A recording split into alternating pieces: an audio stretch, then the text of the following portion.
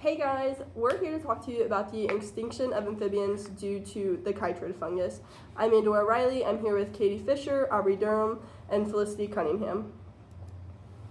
So just a little background and introduction to what the chytrid fungus is. It's an emerging pathogen, BD. It's a microbial aquatic fungus only discovered and described a decade ago. BD is a cutaneous fungal infection that thickens the outer layer of skin, causing a disruption in the functioning of frog skin. In that frog skin functioning, it's a unique physiological action, such as the exchange of electrolytes, respiratory gases, and water, that amphibian skin contributes to make them more susceptible to mortality from an infection with BD.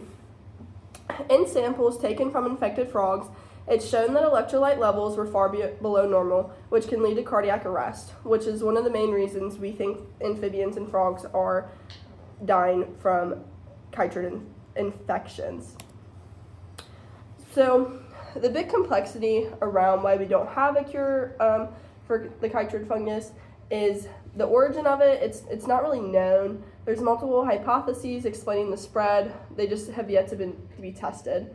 So the first hypothesis proposes that the disease originated in Africa and was then spread due to the trading and selling of a native clawed frog of the sub-Saharan Africa area. And then the second hypothesis proposes that North American bullfrogs, when they expanded their range outside of their native area of Eastern North America, they went into places like Asia, Europe, Western North America, and South America and carried the disease with them. There are a few proposals that have been found that we have found that could help stop the extinction of these amphibians. The first one would be captive breeding. The goal of conservation breeding programs typically falls under these three categories. First, establishing a captive insurance population. Second, supplementing an existing population, either wild or captive. And 3, reestablishing population that is extinct in the wild. Finding a location where it might not be ideal for BD to live would be best, creating a controlled environment where frogs can live and breed freely without dangers of the fungi.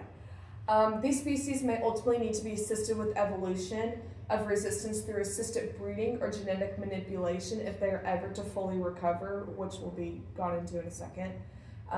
With genetic makeup going hand in hand with selective breeding in the frogs, Dr. Koch and her colleagues at an Australian zoo are improving chytrid resistance through selective breeding to help them fight the chytrid. They would be able to inject new immunity genes immediately and place the eggs into fertilized frog eggs. This is being done on southern Kobori frogs and has been successfully done on pigs, fish, and other frog species such as African clawed frogs and the tropical clawed frogs.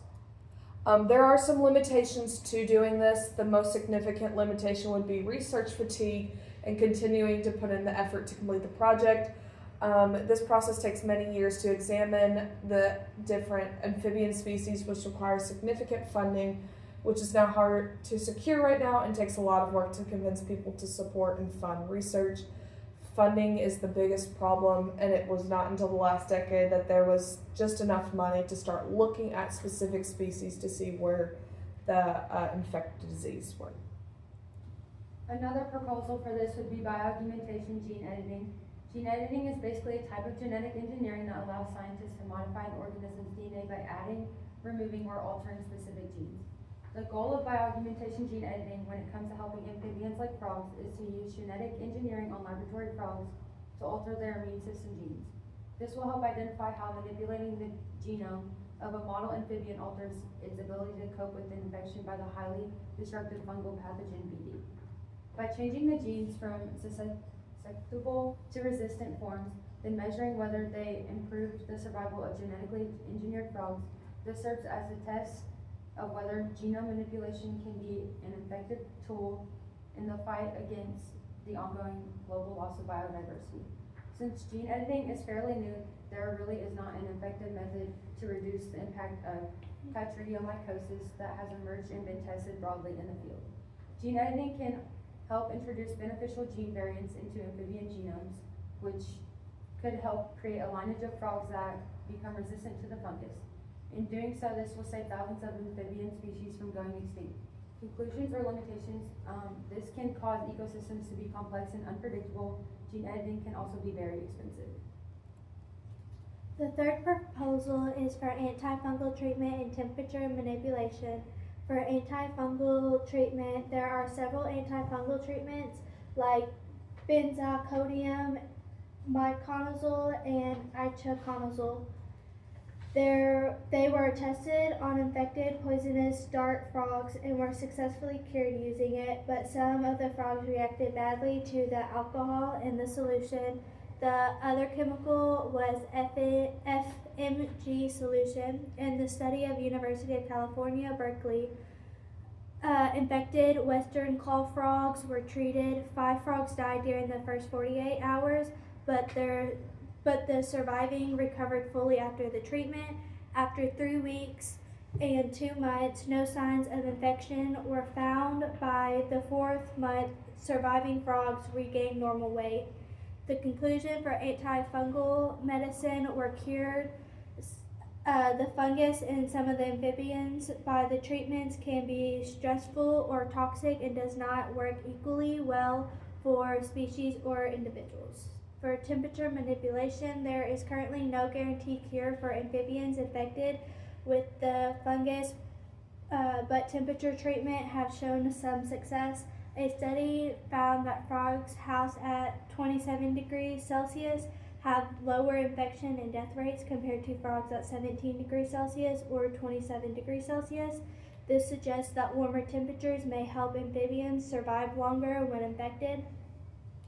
In several studies from Australia, Switzerland, and the US, raising waters or enclosure temperatures to 30 to 37 degrees Celsius for more than 16 hours cured frogs and toads of the fungus. However, this did not always work. For example, northern leopard frogs did not recover after heat treatment at 30 to 35 degrees Celsius for 36 hours.